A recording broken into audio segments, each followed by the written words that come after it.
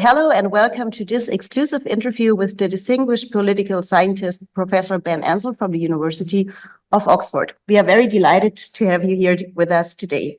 Professor Ansell started his academic journey at Harvard University, where he wrote his dissertation From the Ballot to the Blackboard, which explored the impact of politics on education spending.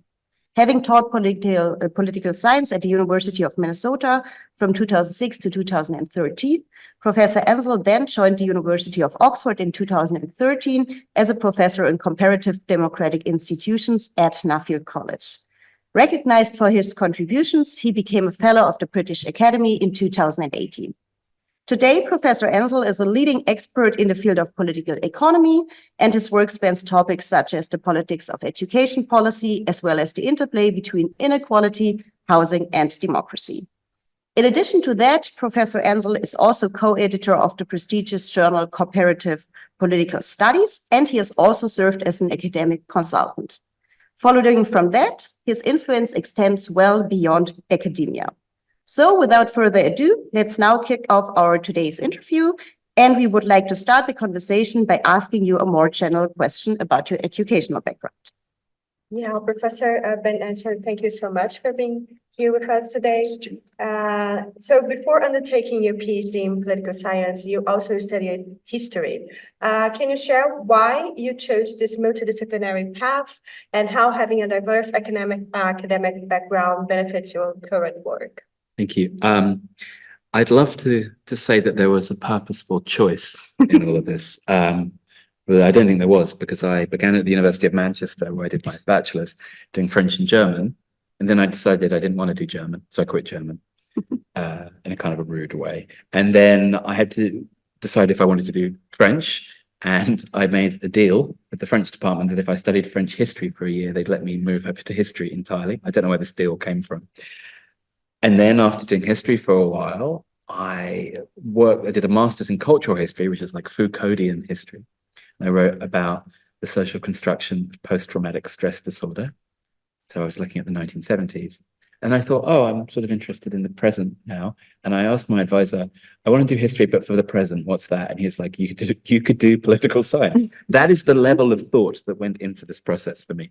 Then I started doing political science. I took game theory because I didn't want to take an international relations class.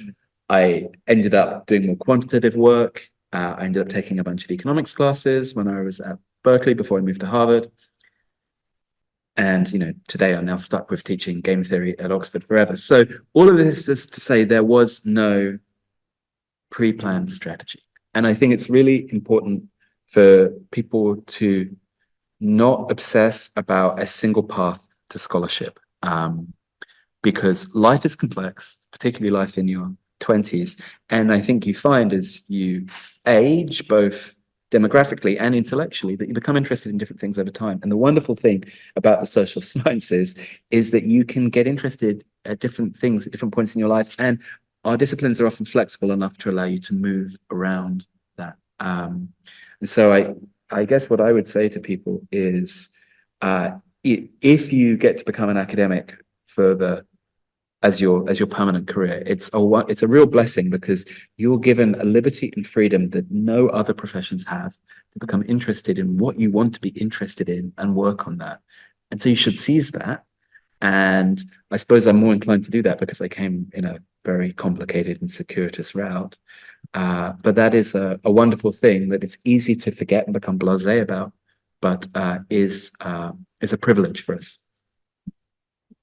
Great, thank you so much. I think this is a very nice answer to this question, and also a very good answer, given that our Max Weber program is so multidisciplinary.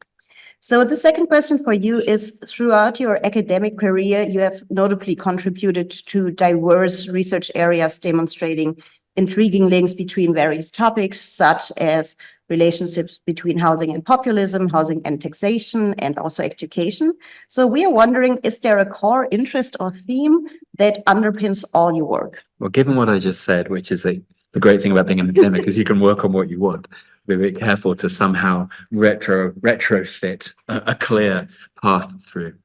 I suppose what ties my work together is a general realist view about humans, not realist in an international relations way, God forbid, but realist in the sense that I don't expect people to behave in ways that are remarkably different from what I would expect their self-interest to be. And I think, and I wrote about this in this sort of mass market book I wrote, Why Politics Fails. The motif of that book is, look, most people do behave in self-interested ways most of the time. That's okay. I do it too. We all do it. And rather than seek very complicated, almost conspiratorial ways to explain why people do what they do, and to think about politics as bad, evil politicians who are somehow different from the rest of us, just assume that most people will respond to the incentives and institutions that they have around them. I think what then marks my career is trying to apply that very simple logic of human behavior to areas where it hadn't been applied as much. Or if it had been applied, it had been in a very ideological way. And I'm not a Marxist, but I suppose one thing I would take from Marxist theory is at least a kind of assumption that there is kind of something underneath people's preferences, right? And so that kind of materialism, yeah, I follow that. So education, right, had traditionally been analyzed either in a kind of grand kind of nationalism or Marxist politics way, or in a very apolitical way by education theorists, which had this tendency to assume that education reform should happen because they were the right thing to happen. And that's the kind of logic that I really struggle with. And I get frustrated with policymakers, and I get frustrated with my friends in economics when they just assume that because something is the efficient outcome, it's going to happen. And there's a big gap there. And that's what I'm always seeking to explain. Right? Why is it hard to get education policies that would seem to benefit lots of people? Why is it so hard to resolve housing and affordability crises throughout Europe, especially pronounced in the UK, but everywhere now, right? Why can't we build houses? In yesterday's Max Weber lecture, I talked about why is it so hard to tax wealth? A lot of people seem to think wealth tax is an obvious and natural thing that politicians should introduce, and yet they don't. So to me, it's always sort of looking under that and saying, okay, well, let's look at people's incentives and how they are likely to behave given the constraints and institutions that they face. The other way of framing this slightly differently, and I have to say, one of the great things about being at the University of Minnesota is we got to read our tenure letters, which no one else ever gets to do.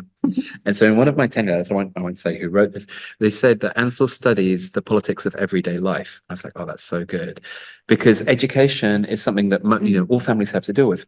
Whether you can buy a house or not is something that most people have to deal with. And so it's true, I do have this kind of bigger picture stuff about the origins of public services and inequality and democratization. But there's definitely a branch of my research that's like, what's the problem that people worry about and how could I apply political science to that?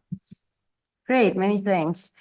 And so also following up on this, we were wondering, how does your current research on the politics of housing and wealth inequality, where you talked about yesterday, also during the lecture, contribute to identifying causes and countermeasures for contemporary challenges we face in our societies, such as, for instance, the rise of populism or nationalism, which we not only see in Europe, but also, of course, in the US and all over the world. Yeah, so I didn't talk about this in the lecture yesterday, but a big branch of my work a few years ago was on the connection between house prices and populist voting. So I have a couple of articles on that, one in the UK and France, and then one in 4 Scandinavian countries. Now, I don't think that voting for Brexit is directly caused by your house increasing or decreasing by £50,000 in value. But there is nonetheless a strong and robust relationship between lower and declining house prices and increased support for populist parties. Including with dynamic data we have in Scandinavia. So what I think houses are telling us about that is how much places feel and literally are valued by the rest of society.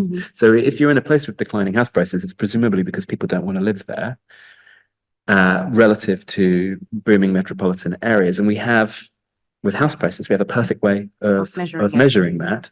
And so something else is going on underneath, right? I don't think that you're telling everybody I'll make your house worth $30,000 more would make them not vote for Donald Trump, but it does allow us to pick up on things. So while I am interested in causal questions, this is one where I think the correlation is actually interesting and important.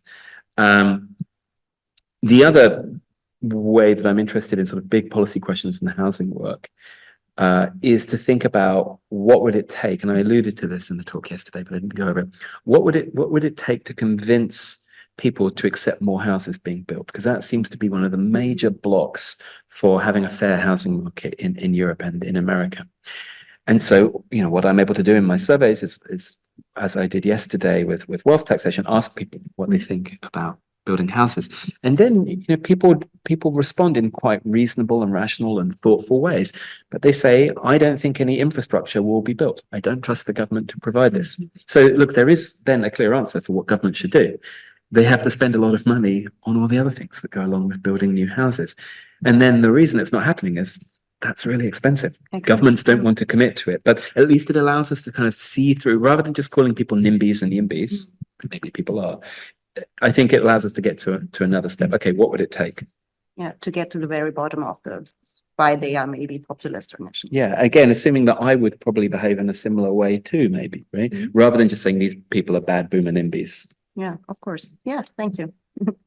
So keeping on track on this, the lecture that you gave yesterday, a question about taxing the wealthy. Yeah. So at the recent World Economic Forum in Davos, over 250 super rich individuals from all over the globe signed a letter urging world leaders to impose higher taxes on the wealthy. So from your research perspective, is it feasible to see a coalition of wealthy people consistently advocating for increased taxation of their wealth? And what would be necessary for that to happen? And if it's not possible, why do you think it's not? Yeah, I'm going to answer depressingly, probably no.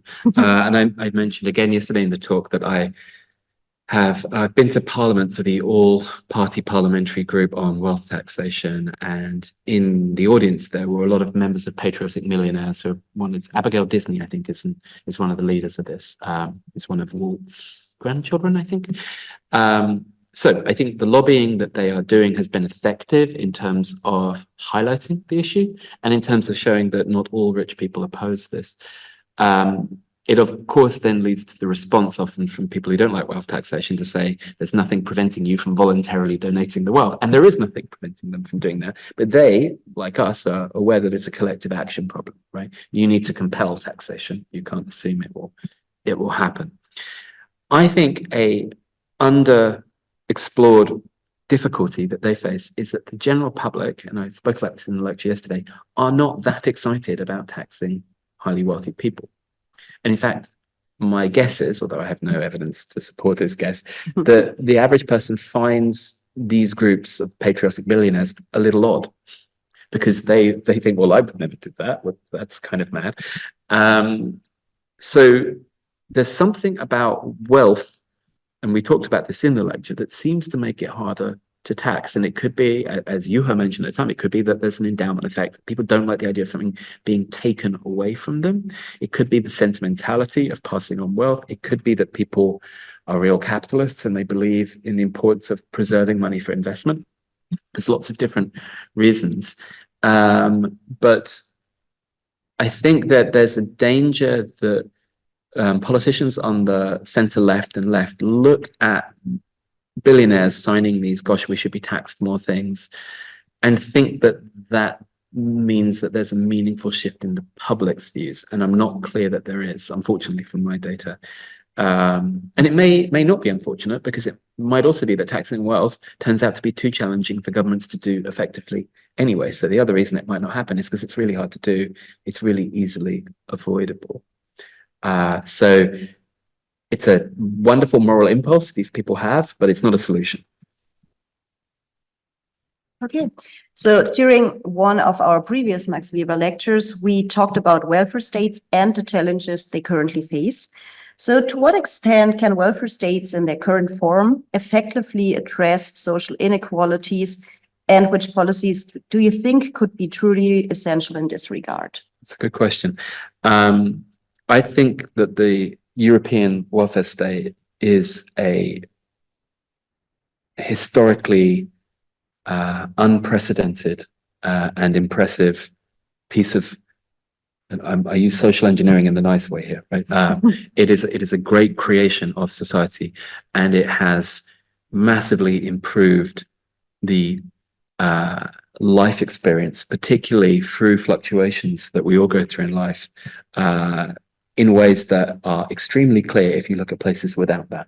I mean, having lived in America for 13 years with good healthcare, of course, I had good health insurance because I was well-to-do by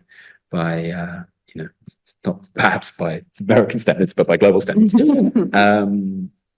So I think we sometimes take the welfare state for granted in Europe, and the way in which it smooths all of the difficulties that we face in our day-to-day life and the difficulty of creating that level of solidarity with one another. It's a very recent thing, and I think in the absence of the Second World War, it wouldn't have happened in the same way. It is, of course, always under challenge. Right? Some of the challenges are collecting taxes, sure, but tax rates in Europe haven't really declined very much. In fact, they've risen in the UK. So it may be that there was a move against high taxes from the 80s onwards, but it doesn't seem to have actually led to lower taxes. The challenge is on the demand side, which is that we're all getting older and living longer. And our welfare states were obviously constructed in an era where life expectancy was a decade or more lower than it is today. And longer lived people means people can live needing state support, both in pensions and in healthcare for that much longer. So it's not a new challenge, right? I remember my dad telling me about this challenge in the 90s. You're going to be paying high taxes to deal with this problem. But it is one that politicians around the world have not always taken as seriously as they need to. And that's certainly true in the UK, where we want a welfare state that looks European and a tax system that looks American. But it's also true if you look at the attempts to do pension reforms in places like France, which have been highly controversial. And yet in the absence of those reforms, is the system sustainable? Yeah. Many thanks. Another question, also regarding your research that's focused on the US and Europe. I was wondering, to what extent can the insights that you've gained about housing market, redistribution, inequality, democracy, but also apply to other regions in the world? And what would be the challenges to try to make this translate? Yeah, it's a great question. I don't think I've had to think about it enough before, because at the start of my career, when I wrote my book on education, about half of that book is focusing on the developing world. Look at India, in particular, look at Latin American countries, which I'm not strictly sure I call developing, but like middle income countries. And it's true that later on in my career, it's shifted more to the industrialized world. Partly that's data. I think that the stories that I tell about education and about housing, I think that they are, broadly speaking, the right stories for thinking about education and housing in countries like Brazil and Turkey. In countries that, yes, are not as wealthy as some of the wealthiest countries in the world and have more poverty and more inequality, but broadly speaking, have a lot of the institutions, including the way the property markets are structured and including the level of education people have, that's very comparable with European countries, just with different levels of inequality and different levels of spending underneath. I do think that it's less clear what my work has to say about housing in Zambia or education in Malawi. Not least because in those countries, there's also a lot of development funding that comes in, and I don't have that kind of deus ex machina in the way that I think about the world. When Johannes Lindvall and I wrote Inward Conquest, that book looks at the origins of, among other things, policing, prisons, primary education, mental asylums, vaccination, and so on, from 1800 to 1939 in what I always call the Esping-Anderson countries, Western Europe, North America, Japan, Australia, New Zealand. And we're looking at the origins of a lot of social services. So one obvious question from that is, are the patterns that you see in the 19th century in these countries similar to the patterns that India went through in the 20th century, or that Brazil went through in the late 19th, early 20th century? And I remember we wrote a paragraph in the conclusion where we said, gosh, this is an interesting question. Someone should do something about it. But it does seem to me that these kind of origin story questions are probably particularly relevant for thinking about the organization of police policing in Chad actually might be worth thinking about, well, how did policing emerge in countries that lacked security in Europe in the 19th century? There's probably more one can say with that comparison. More variation, maybe people's behavior and Absolutely. preferences Yeah. about Yeah. taxation. So I would love people to write this stuff, but I've overstretched myself already. So to use your framing or the results you found in your research and just try to test it also in other different contexts. Yes.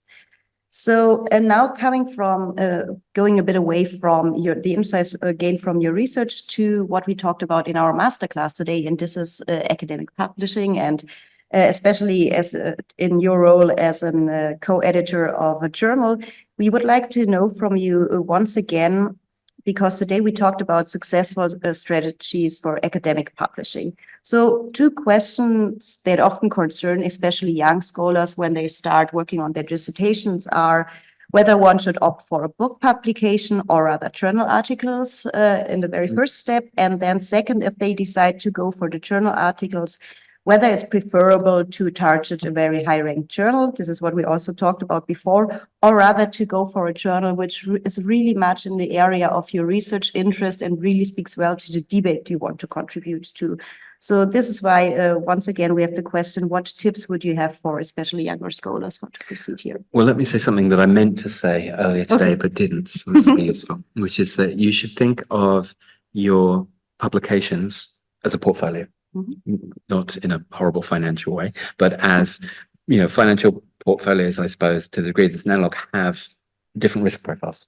So bonds are less risky, more secure, pay less though.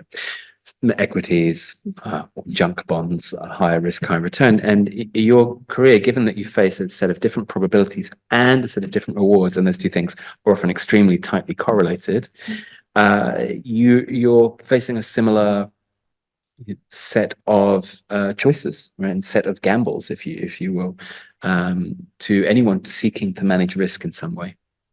So, is this the world that I would love to live in? No, but it is the world in which junior scholars have to work. And per my point earlier, a realist view of the institutions and incentives you face, that's how you have to manage. So that means have multiple projects. That works differently for different people. For some people, that's very easy. If you do even lots of quantitative work, it's likely that you have multiple projects with multiple co-authors. And so because you can't submit a journal article to more than one journal, but you can submit multiple journal articles to different journals, and that's the strategy you want to follow. And you might submit some to very high tier, high risk, high reward journals, and some to lower tier, lower risk reward journals, being careful not to submit to things, as I mentioned earlier, that look really bad on your CV. So then there's the second question about a book. And that depends on the field that you're in. And the best way to figure that out is to figure out what field you're in and what people generally do. You talk to your previous supervisor or people in that field. But for some subjects and some disciplines, books are the coin of the realm. And I think that's still true, for example, in comparative politics. My home discipline is certainly true for historians. You can be a successful comparative political scientist without ever writing a book, but it's rare. And I think a book allows you to make a broader statement, obviously, than you can in 10,000 words. And the other great thing about books is the peer review process is actually less fierce than journal articles. The bad thing about writing a book, as I always say, is that you have to write a book, right? And that is a huge, huge effort. I mean, the good news is once you've done that, then it tends to be that the review process is less fierce. If a publisher is interested in your book and he goes through the review process there, instead of having a 10% chance, I think you have something like a 75% chance.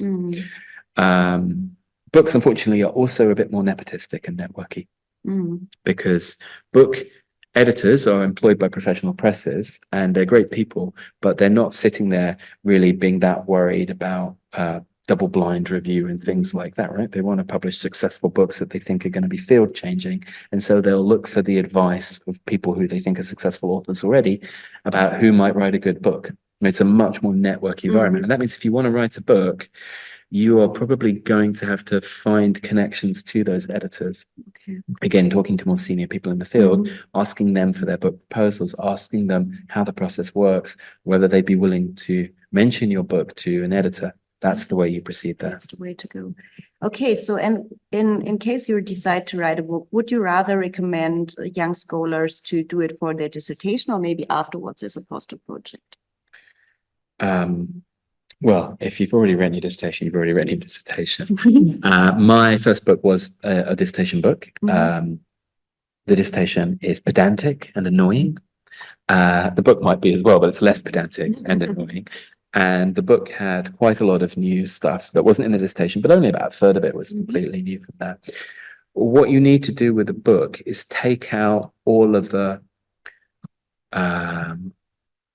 training exercises that are in a dissertation where you're demonstrating to the committee that you know how to jump through the hoops of a graduate student. Well, no one cares about that in a book. Right? They assume that you have already jumped through hoops.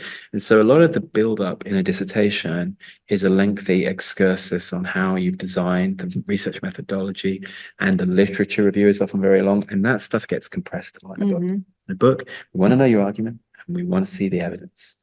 And so there is a distinction there, and you have to rewrite a dissertation. But some people, like my old Max Weber fellow colleague David Art, his first book was pretty much his dissertation. Like some people write a dissertation that's well written enough to be a book. So if you are still in the process of writing your dissertation, I would away from jumping through the hoops and doing your training exercises, and towards trying to write it in an accessible fashion, because it'll be much easier to convert into a book at that point.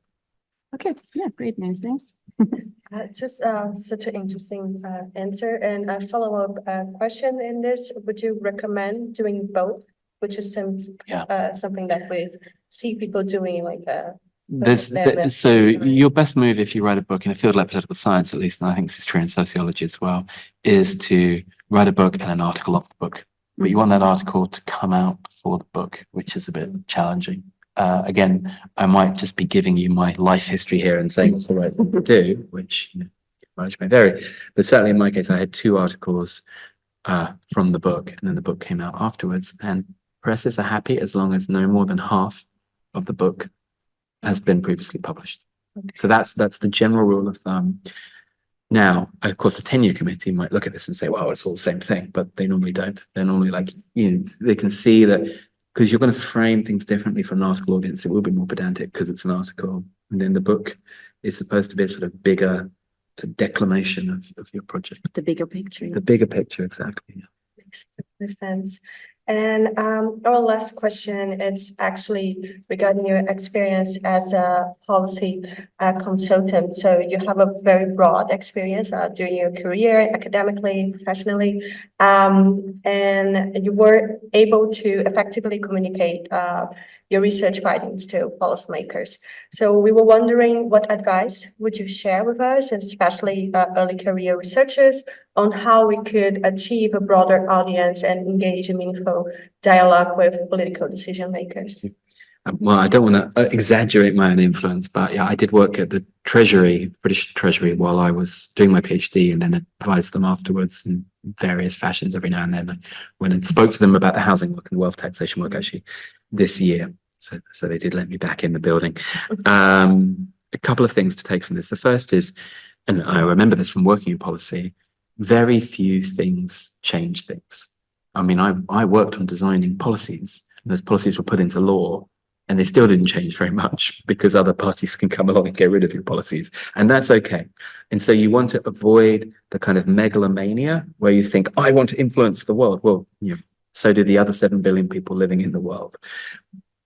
You're fortunate, I think, if you get into a position where people who are writing laws or who are trying to implement them, have an hour in the day to listen to you. That's great. That again is a real privilege, and you shouldn't take it for granted.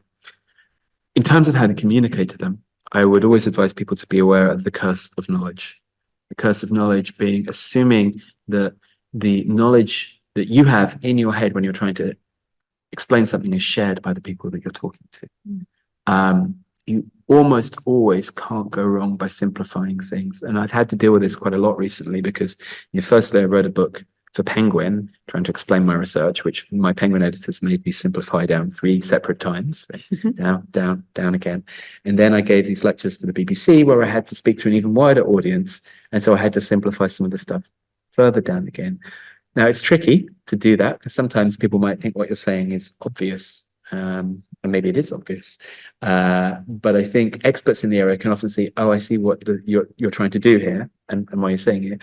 And if in the very wide audience of people who don't know a lot about the topic can understand what you're trying to say and it makes them think differently, then you've succeeded. There will always be people, of course, who are somewhere in the middle who knew a little bit and are like, oh, I knew this already. That's fine. You're never going to convince. And you'll see that with policymakers too. Sometimes they'll be like, oh, well, I knew this already. Maybe you did. But I think that's really the only risk of simplifying things. You will gain so much more from the people who hadn't thought about a topic in a particular way that you've made comprehensible to them by just not assuming that people know the way that you think about the world and the kind of social scientific jargon and behavioral assumptions that we have when we engage with one another. Those are just not shared by most people. That's very interesting. Okay. Professor? So yeah, maybe to ask the last question on this. So Yeah. what would you advise younger scholars to do? So should they just wait until political parties, policymakers, and so on reach out and ask them for their advice or whether they would like to share their opinion, or should they be more proactive? It's a challenging question. I think when I decided to go to graduate school, I probably thought, oh, I'd love to be a public intellectual. That would be great. And then I became an academic. And then about 20 years later, I was like, oh, I seem to have become more of a public intellectual than I expected. But that's what I wanted to do at the beginning. So why did I not do it directly? I think in academia, there is a balance between wanting to make your bones, to be accepted as somebody in the field who has a number of times made their points without fear or favor, neutrally and objectively, in the way that we as academics respect. But I think there is a danger of someone, getting a PhD and saying, this gives me the right to opine on everything in the world and going straight out and doing that. We can all think of those people and they are annoying. Yeah. I agree. But of course, the general public and people who book media events and politicians, they can't always distinguish between them. So those of us who've tried to do the right thing, it's also up to us to try and engage with policymakers and not to punish each other for doing that, right? Because there is some snobbery, I think, among academics that, oh, you shouldn't do that. It's getting your hands dirty. Well, worrying about getting your hands dirty didn't work out that well for the British aristocracy. And I suggest it won't work out that well for us either. I think we do need to be willing to speak to people. We shouldn't assume that because an academic wrote a paper, that's the truth, and people should listen to experts like us or shut up. I think we have got into that habit too badly. That's hurt us during Brexit and populism. It's also hurt academics to some degree during the response to COVID. And I think that's unfortunate.